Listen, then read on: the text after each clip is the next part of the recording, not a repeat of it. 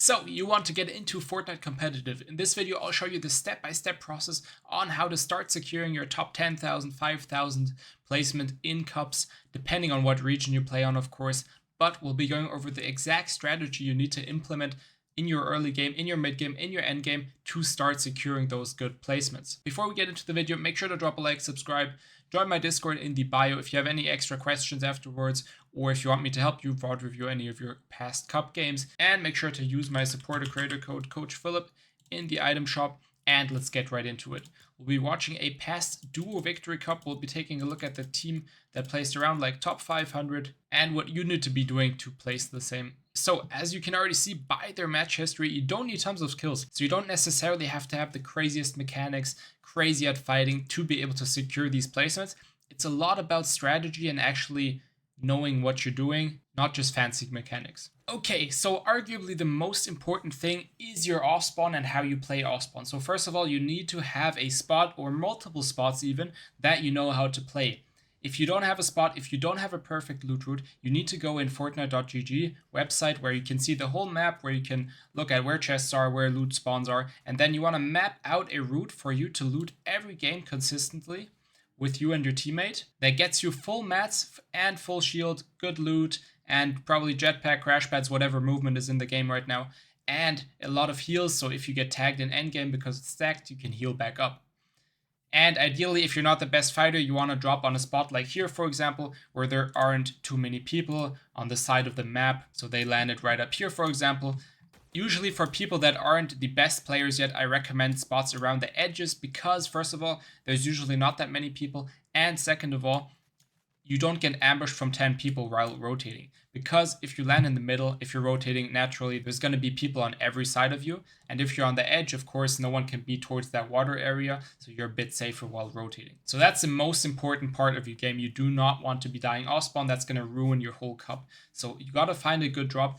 This might take a couple cups. You need to adjust if there's tons of people, but you want to stick to a drop spot if it's okay. Just because you died off spawn once or twice doesn't mean the drop is bad. Maybe you just have to practice fighting a bit, practice the strategy of it. So don't change your whole game plan because it's not going your way.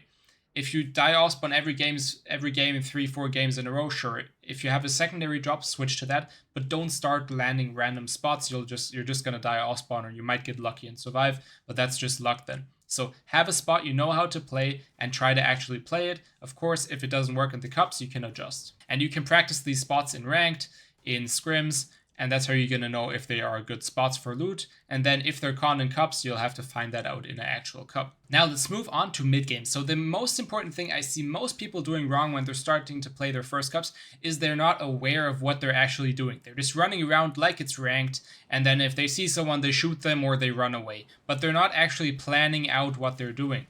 That's a big change from rank to cups. You need to have a plan and actually know where you're gonna go. So before you rotate, the IGL should always look at the whole map. Don't look at your mini map. You have to look at the whole map and then decide where is a good spot. Usually a good spot is on the dead side. So in this case, this back half of zone, that's the side with less people. You'll have an easier next rotate and you can just chill there better instead of being on this side with tons of people. So you should already know what that side is. If not, watch the video that is linked on top. So that's what you're looking to get. You want to rotate into that dead side by going through the edge usually. So if you land on the side of the map, this is usually easier. You just rotate along the edge and get into that backside. If you land right in the middle, you're usually going to be in the middle of zone, which isn't ideal. Now, while you're rotating, please don't use your movement if you don't have to. I see a lot of people just randomly using their jetpack and then they get shot out of the air, they waste their heals, and then they're in endgame and don't have anything anymore. So don't do that. Don't waste your movement. You want to run as much as possible. If you can run, if it's free, always go for the rotate on foot. You don't want to waste your heals or your movement. Another thing to watch out for is your sight lines while rotating. So you always want to look around for the natural cover. So if you're going for a rotate, you want to go ahead this way, for example, you can either choose by going on top of the mountain, that usually gives you the better overview, or if you know someone's on top, you can hug the mountain, for example, so they don't see you from the top, or you can always make sure you use trees as cover if there's someone on top or beside you, use trees, use rocks, always use that natural cover. And then a lot of people that start playing tournaments don't do this, right? You want to build before someone shoots you in cups. In normal rank games, someone shoots you, you didn't see him, then you build and you fight them.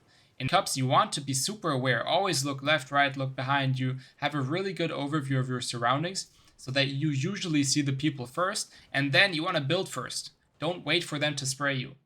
Use your wood for that so you don't waste your hard mats. You want to keep those for endgame. Or when you're boxing up, use your wood for just randomly throwing up walls if you see someone on the side of you that might be able to spray you. Now, what they're doing really good here is they're going for early rotate. So they're somewhere back here. They saw, okay, there's no one in front of us. They scout it out, and then they go for the rotate. They just have to go pretty straight here, so it's easy for them. Then really nice right here, they check if people are in their way. So if you're running past the bush, shoot the bush. If you're running past a wall like that, either don't go close to it, or you can shoot it to make sure no one's there. Same thing for bushes. Don't run into bushes. It's a stupid way to die. Just go around them, go on top of them, shoot inside first. Then on these later zones, when you're getting into those stages where you're boxing up on earlier zones and you have a good position, I would recommend sit in a bush, sit in a house, just so you might get easy kills. But in these later positions, usually there's not that much building, there's not that many buildings you can hide in, etc. So you want to make sure you are boxing up out of hard mats. So right here, they're doing this nicely. They're building out of wood while rotating, this team spraying them, and now they're getting deeper into zone, and now, okay, they sit in a bush here, that's fine. Or you want to box up out of hard mats, so use your brick, use your metal. But good example here, you can just sit in a bush. You got to be careful here because the team on top could know that they're in the bush and then get some easy tags. So don't sit in a bush if people know you're there. Now, something that you can do that's already pretty advanced when zone's getting smaller, you have a position right here. So look, they're in the bush here. No one close to them. This is really good. They have sort of a bubble around them. So now if zone pulls back here, it's easier for them to get started to rotate. So now, for example, if you look at the map, they can literally just go straight into zone. And to create this bubble, you always want to spray people that get close to you. So you see they're coming close, you spray them, they stop, and then they box up usually. And then you have a sort of bubble around you, which makes it easier to rotate. Now here, they could probably fly because these people are going to go for a rotate with flying probably, or they just run straight in. Both is good. Another super important thing is when you're using your rotation items, look for other people that are using them as well. Please don't be the only team in the air with a launch pad, jetpack, whatever is in game, and then you get sprayed by everyone. You don't want to do that. Wait for other people to go first, then fly, then they hopefully get sprayed and you're chilling. Plus, they land before you, they build, you can land on top of them, either get a free kill or just get high ground by using the builds they already built. So it makes it a lot easier if you let other people go first. Doesn't have to be everyone, just a couple people. Of course, if you let everyone go first, they'll spray you, you're the last one. So you want to be like in the middle. So let's see how they do this right here. Not that smart of them. They should have probably already gone. And especially in these situations, they don't see what is in front of them that well, right? Because they have this mountain to their right. So they don't even know that they would have had a free rotate. Because they're right here, there's a mountain in front of them, they don't see past that mountain. So in that case, get on that mountain. Then look up from the top, okay, everything's free, and then they have a free rotate. So they waited a bit too long here.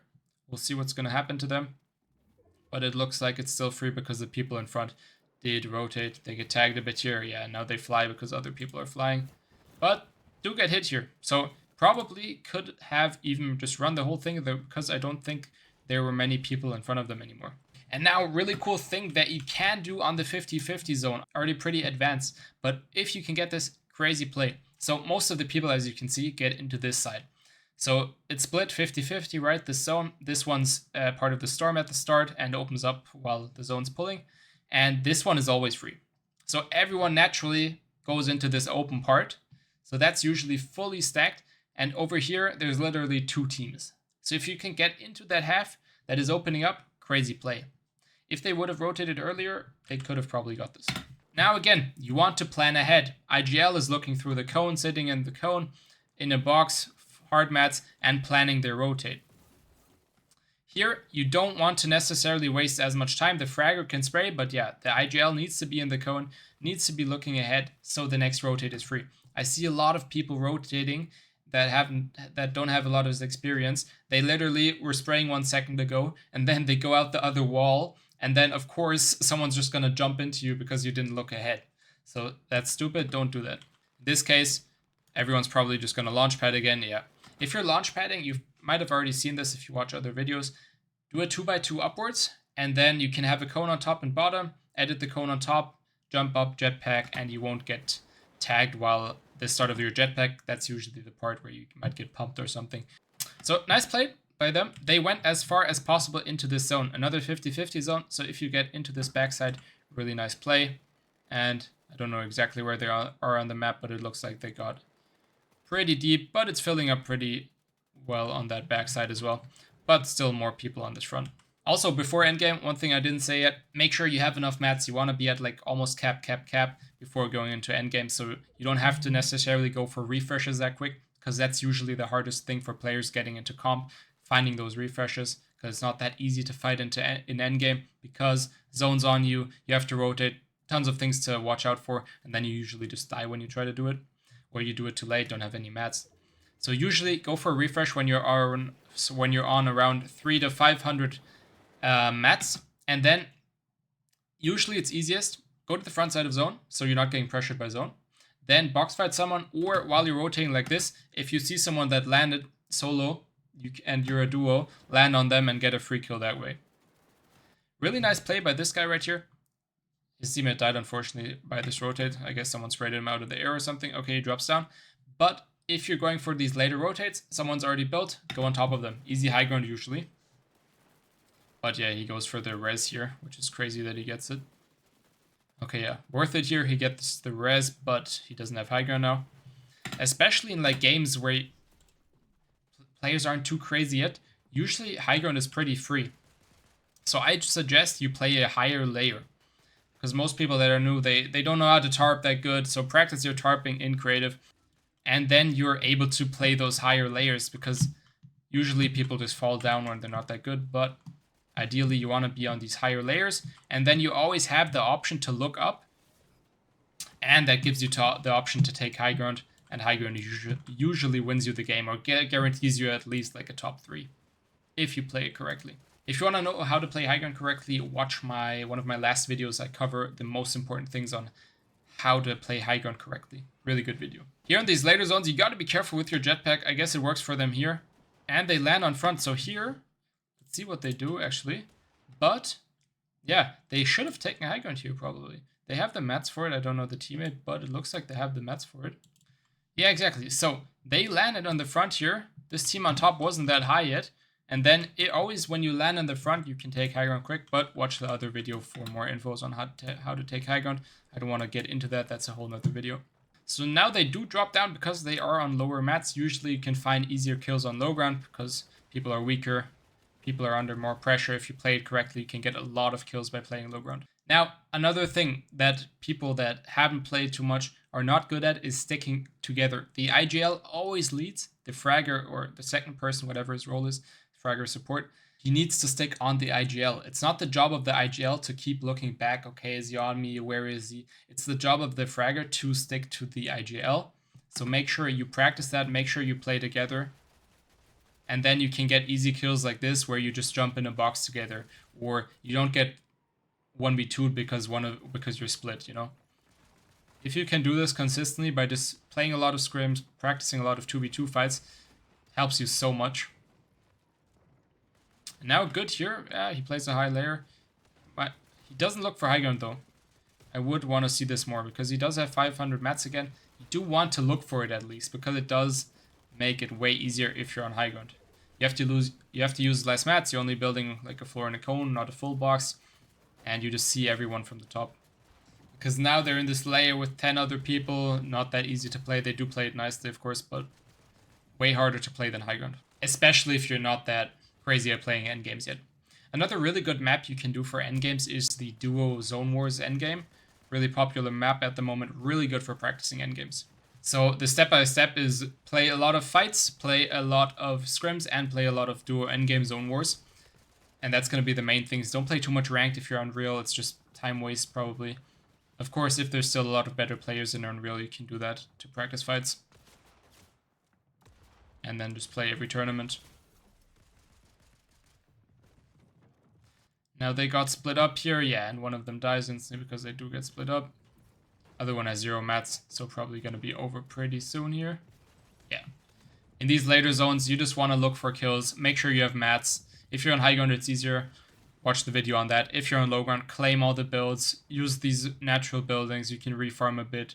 But yeah, this is basically just like box fights at the end, and then you can use your heal off. So nothing too important. But yeah, that's the main things you want to watch out for when playing these cups. If you have any questions, join my Discord, comment down below. I'll be happy to help you. And good luck in your first cups.